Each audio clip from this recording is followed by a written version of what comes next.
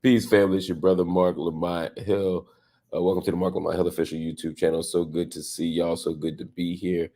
It's tough times out in the world, but it's always good to be with my family here as we do our nightly conversations. Tonight we'll be doing the current conversation, which is about Israel's war on Gaza. And also we'll do office hours tonight as well. We got a little interrupted with office hours yesterday in the best way possible because we had a great interview, a great conversation with Dr. Abdul Wahab uh, Abu Warda, who is a doctor from Al Shifa Hospital in Gaza. And of course, we're here tonight to talk about Gaza because the war on Gaza has reached day 158. We're at day 158 of Israel's war on Gaza. This is something that we had hoped wouldn't happen, that for many of us was unforeseeable to happen for all the reasons. Um, um, yeah, but we're here. A shout out to everybody in the community. We give a few shouts out. We're gonna get started here. Of course, Kime is here. Uh, let's see, Farah is here. Sorry, Farah, for running late. I'm guessing that's what that means. Bullet the Bunny in the building as always. Shout out to you, Jazz. I saw you in there. Jazz thinks she funny. Tell me something. I say she won 10:45. Yo, 10:30 is always the time. If it says 10, you could almost assure I really mean 10:30. I don't put the times in, so I tried to update it when I was entering the new time, and I was like, oh shit, they're already in the building. They're already in the room. I felt bad, but I appreciate y'all for your patience. Uh, y'all are dope, man. I love y'all. Super Anonymous is Ramadan Kareem. You know, real rap though, man. Ramadan Mubarak to everybody out here who is observing. If you're Sayyam, if you are fasting, um, may your fast be, may your fast and your prayers and your zakat be accepted by Allah subhanahu wa ta'ala. I echo Abby who said, Kul am wa anta bikhair. Um, Bullet, post your predicted time. Yo, Bullet, let me find out you the one starting the bets. Uh, I love y'all though. I gotta say it's pretty funny. Anyway, shout out to Samantha Twining. Appreciate you for being here all the time. See Shot in the building. What's up, family? Good to see you. Let's get started. Um, so much love in here. But there's also a time.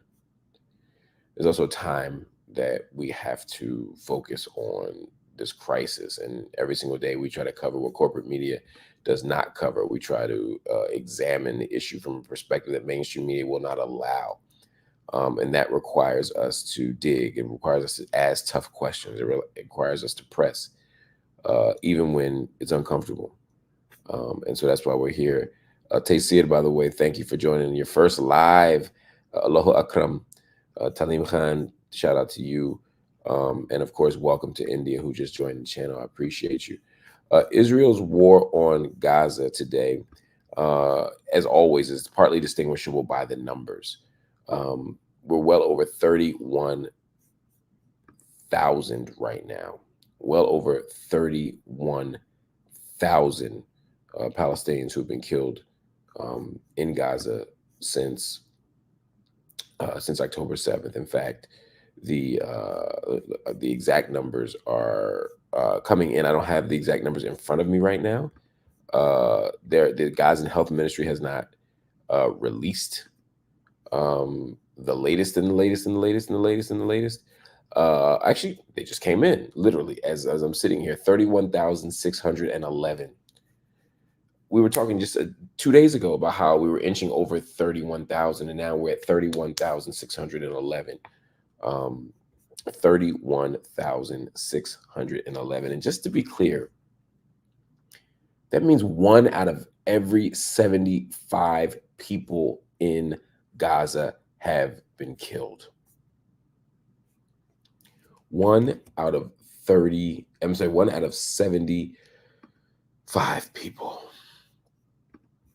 When you see a number like that, when you hear a number like that,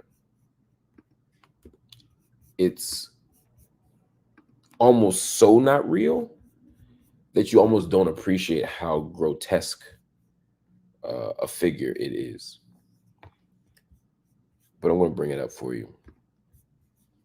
I need you to see this. So we see what happened in Israel. These are all the 1,139 deaths are all from October 7th. That includes civilians, maybe 700 civilians or so. And then we look over on the Palestine side, and what do we see? We see 31,184 people killed. That's as of today, 12:30 GMT.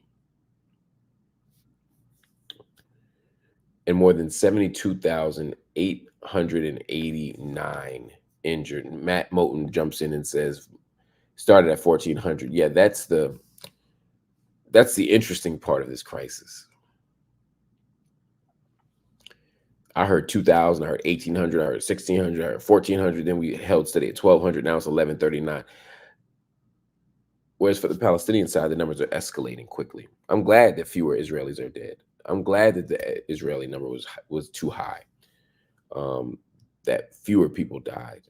I want to see as little loss of life as possible. But I also am devastated.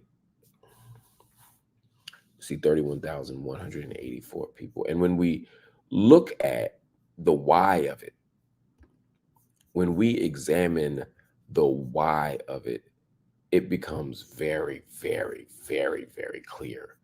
And what I mean by that, when I say examining the why of it, what I mean is these aren't mysterious deaths. These aren't confusing deaths. Today, on Tuesday, I'm saying that for people who are overseas where it's already Wednesday morning. On today, Tuesday, Israeli forces reportedly attacked Palestinians waiting for aid trucks at the Kuwait roundabout in the south of Gaza City. So if you're in Gaza City, under is the Kuwait roundabout. By the way, Palestine is known for what we call douar or roundabouts, right? So Jordan too. And so if you're at the douar al Kuwaiti and you see people waiting for aid trucks, they're waiting for food, they're waiting for medicine, they're waiting for clothing, they're waiting for some bit of relief. And as they are there, Israeli military forces killed 7 of them. 7 people died just waiting for aid. How many times in the last week have we heard a story like this? We're just waiting for aid. People aren't fighting. They're not attacking troops. They're not engaged in acts of resistance. They're not doing any of the things that are often used as the justification for killing people, for killing Palestinians. It's waiting for food. 7 of them got killed. But that ain't the only thing. We did see the death of a high-ranking Hamas official today. It's important. As of earlier today, Israel was trying to confirm if they'd killed Hamas's deputy military leader in an airstrike. If he is dead, and I don't have confirmation that Maran Isa is dead, but his name is Maran Isa. If his death is confirmed, Maran Isa is the highest ranking official from Hamas that has been killed in 5 months. Why is this important, right? It's important because Netanyahu's rhetoric has been that they are destroying and degrading and debilitating, all this language, Hamas's military infrastructure. They say they've killed over 13,000 Hamas soldiers. One, that number is not true. They're basically counting every Palestinian male in Gaza and saying they're all Hamas. But also for all this devastation, this is the highest ranking. This is the highest ranking Hamas leader that they've gotten. They're not really doing that much. in the way of destroying the Hamas leadership. What they are doing a lot in the way of is destroying the infrastructure, the physical, civic, cultural, social, intellectual, and educational infrastructure of the Gaza Strip and of Palestinian society more broadly. That's what we're seeing. That's the crisis. That's the crisis. According to the Save the Children organization, the 5 months of conflict on top of the blockade that has existed for 17 years in Gaza has caused relentless mental harm to children. Relentless mental harm to children. I want to stress that for a minute, and I want y'all to think about what that means. You know, a lot of times they talk about the death toll, which we should. We also talk about the loss of limbs. 10 children a day are losing limbs in Gaza. Do you know how crazy a number that is?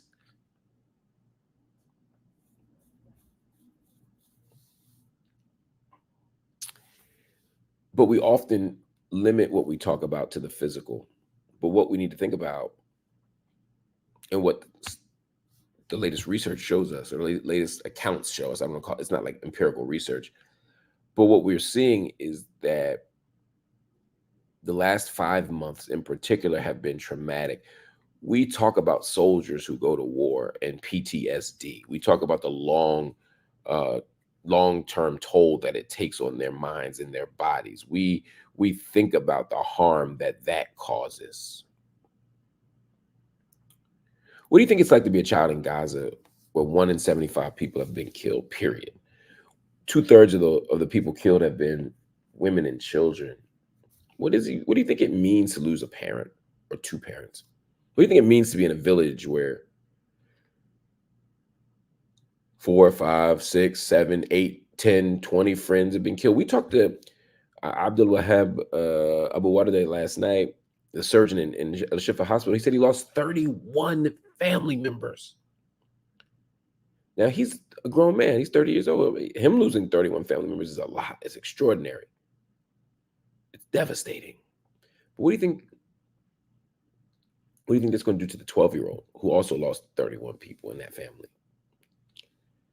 And so the PTSD that Vietnam War soldiers had, or the PTSD that people who went to Iraq had, or the PTSD that we often underdiagnose in Black and brown children in spaces of high violence. For example, what does it mean to live in Chicago in the United States? All of this is a kind of PTSD that we don't want to and should not ignore. We shouldn't want to ignore. When the story on Gaza is told, it's going to be told of genocide, as it should be. This is a genocide. We just can't limit our critique and our analysis and our commitment to repair to just death and to just injury. But we also have to think about the mental toll that this is playing on every single person in Gaza. This is a level of psychological warfare, psychological violence. That is,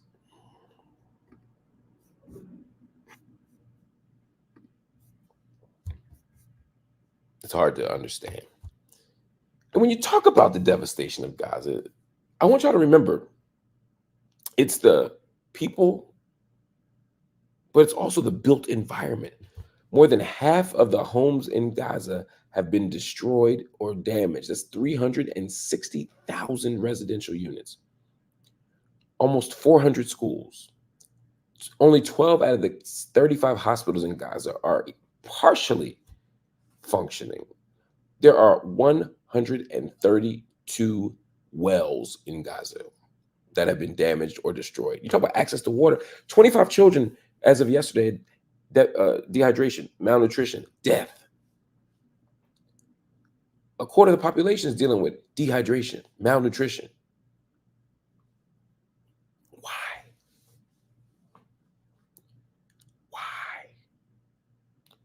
Because they're destroying wells, in addition to the hospitals and the schools, and 267 places of worship. When you destroy the built environment, you destroy memory, you destroy culture. But when you destroy the wells, you're literally increasing people's vulnerability to premature death. That's something else. I'll give you all a little bit of good news, right? Yesterday, as we talked about the ship in Cyprus that had almost 200 tons of food and it was being held up, and we didn't know how long it was going to get held up. Well, the charity ship, Open Arms, has now set sail for Gaza from Cyprus, still carrying those 200 tons of food. The mission is part of a pilot project that's attempting to open sea routes for aid to be delivered to the people of Gaza, and is organized by World Central Kitchen. And the funding for it is from the UAE, just in case you wanted to know. Just in case you wanted to know. I'm just here to help y'all. Pulling up one more thing for y'all. في مشكلة بالربط. أنا بدور على الأخبار الجديدة بس ما في أي شيء. Let's talk a little bit about the regional issues. The U.S. Military Central Command, which we call CENTCOM, has confirmed that the Houthis fired 2 anti-ship ballistic missiles at a Singaporean-owned and Liberian-flagged ship called Pinocchio. So the Houthis are continuing to resist. They're continuing to engage in strikes. They are continuing to fulfill what they argue is a legal and moral commitment to undermining, resisting, preventing genocide in the Gaza Strip. Palestinian Minister of Women's Affairs, Amal Hamad, called on all the women of the world to stand by Palestinian women, as she spoke to journalists during a session of the UN Commission on the Status of Women in New York on Monday. I said this last week and I'll say it again. All women standing with Palestinian women should be a feminist demand. It should be a feminist argument. But somehow preventing women from exercising their reproductive freedom, preventing women from having healthy birth outcomes, preventing women from not dying from military strikes. These are not seen as feminist issues because the particular framework for feminism that we're relying upon is an imperial one. It's a neoliberal one. It's a white supremacist one. And so all these, second wave feminists, all these lean forward, lean in people, they ain't got nothing to say about Palestine. Or, as me and Mitchell Plitnick talked about, they articulate a kind of politics of exception and exceptionalism when it comes to Palestine. That is to say, they believe that Palestine should be the exception to our moral commitment, the exception to our outrage. Now, some of those women who are Zionist have used the allegations of widespread rape and sexual violence on October 7th as the case for why people should be supporting Israel. And that analysis, that approach, to me, is so short-sighted. I think that anybody who sees sexual violence occurring should see it as outrageous, morally indefensible. They should decry it. They should call for accountability. Wherever you are in the world, and Palestine is no exception. Israel is no exception. You also can't allow that to become the predicate for normalizing Zionist narratives and Zionist politics or political framework, right? Like you could say, many of us, I've said this with Hamas, right? Hamas commits war crimes. They've committed war crimes. I don't support their war crimes. I don't support Hamas's actions. Their violations of international law are indefensible. I also support the Palestinian people's right to self-determination. But sometimes what these white liberal feminists do is they say, oh my God, these awful things happen. Hamas did some awful stuff, so we can't support Hamas. So let's keep the occupation going for another 67 years. And that is morally indefensible as well. And again, this conversation is complicated. I don't think that we should run away from the conversation about sexual violence and sexual assault against Israeli women. I think we have to call that out. And so sexual assault is should not be considered a war tactic. It's a morally indefensible tactic. Israel's foreign minister, Israel Katz, actually criticized Antonio Guterres, who is the UN Secretary General, for holding what he called a distressing bias against Israeli victims of sexual assault. Now, again, I don't know if the UN Secretary General has a bias against them. Just like when people say, "Oh, they don't," you liberals or you leftists say you want to believe women, but you don't believe Israeli women. No, the point is not that Israeli women aren't being believed. If an Israeli woman comes forward and says, "Yo, I was sexually assaulted," I would believe her. The point is that these aren't firsthand accounts, that much of the accounts that we heard were second and third person accounts. Some were being framed as the corroboration of another account, and then we came to find out it was the same people saying it. Now this is, and the people saying it weren't there and don't claim to have been there. So there's a very complicated thing here. Again, I'm not saying it isn't true. I'm saying I need to see the evidence. And to date, 5 months later, I still haven't seen compelling or persuasive or even thorough evidence. And so that's all I want. But what the Zionist communities have done is reframe that as if to say we don't believe the Israeli women. No, this is not about that. If I say right now,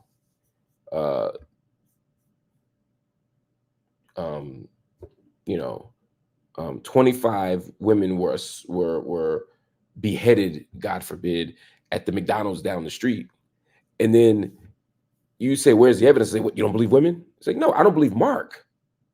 Right? My issue isn't the women. I'm saying I don't assume that the Israeli government is telling me the truth.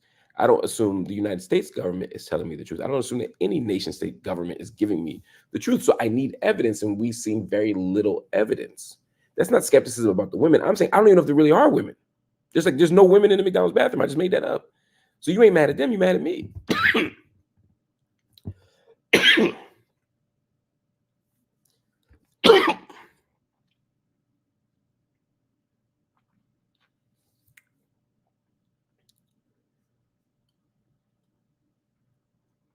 Sorry, my mouth is dry, but coughing.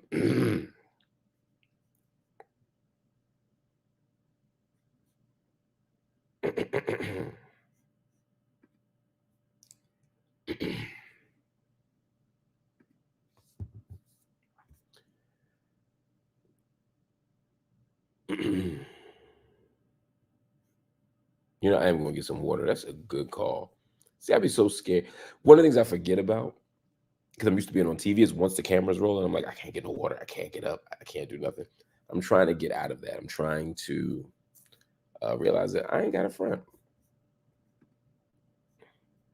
I'm gonna get some water. I don't need 5, y'all. I just need. Oh, I guess you mean it like as an expression. Yeah, I just need to get some water.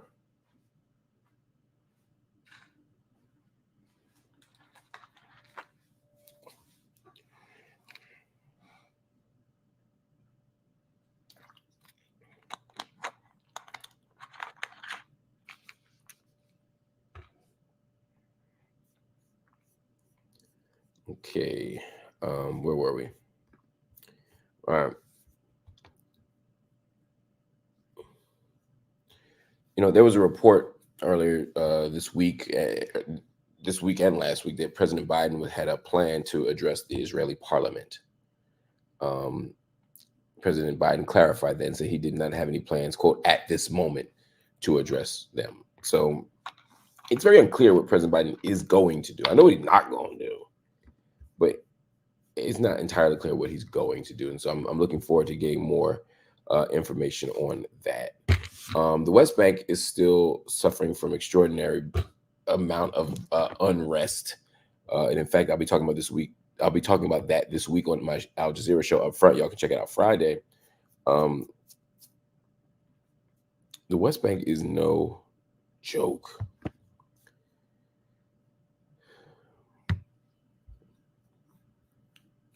A large public march was held. A large public march was held in the town of Araba, south of Jenin, in the occupied West Bank, in response to the killing of Mohammed Jabir, who we know was killed.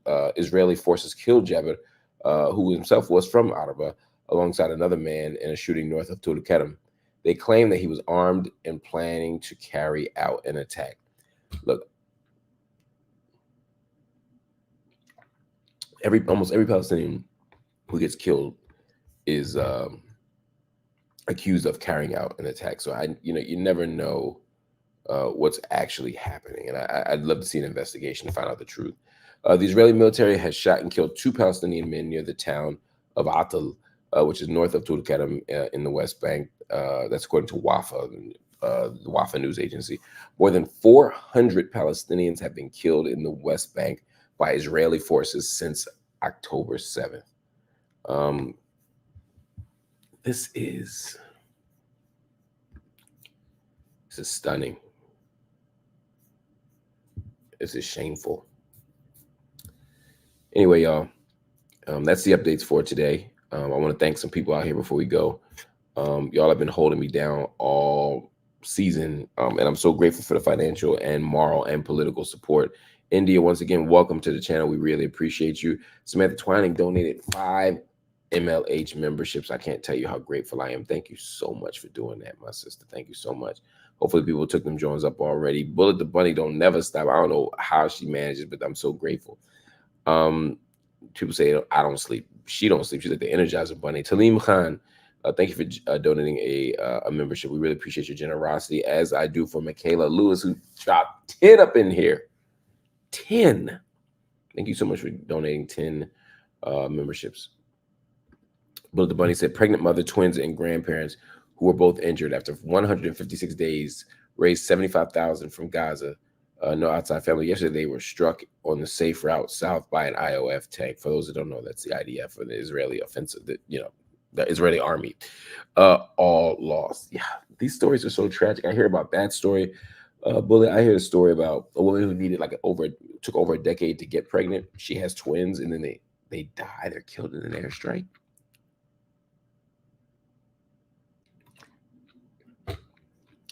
That's devastating. Justice Elias, did you see the Jerusalem Post article that says Biden is trying to, quote, overthrow Bibi? Look, I mean, Biden does have a higher probably popularity rating in Israel than Netanyahu does. A lot of people, particularly the Israeli left, want Netanyahu gone. So it wouldn't take a whole lot to overthrow him. Saad Shoaib says, what would be the takeaway from the 25-page UN report regarding sexual assault, rape on October 7th? Very confusing language used. That's just it. It is very confusing language. And even in their public statements, they say things like, there is evidence that it's very likely that something happened. Like, what they're not clear about is the scale or the scope or the certainty. From the evidence I've seen, it's very vague. The public declarations about the report is very different than the report itself. I think what we should do, what I should do is I'm going to do a close reading of it. Maybe we'll do a segment just on the report, because I don't want to run from that report. I think we need to be accountable for it and talk about it. And by accountable, I mean not that we should be blamed for it, but I mean, if we're talking about the whole story, we have to tell the whole story journalistically. I'm speaking. Beth, thank you so much for your generosity. I really appreciate it. The Blind Truth. Hey, sorry for the misspelling yesterday. Let me know what you think of the song. Oh, I wouldn't. I forgot about that. If you hadn't said nothing, I wouldn't remember, man. I'd just be teasing. Michael Angelo said, my brother and his wife, 4-year-old son and 1.5-year daughters are hoping to board that aid ship out there. I got their bags. They're fasting, displaced. It's all this, and always seek hope with their humble resilience. Whew. They're fasting, displaced. Oof. Can you imagine fasting for Ramadan when you ain't got no house and no steady food?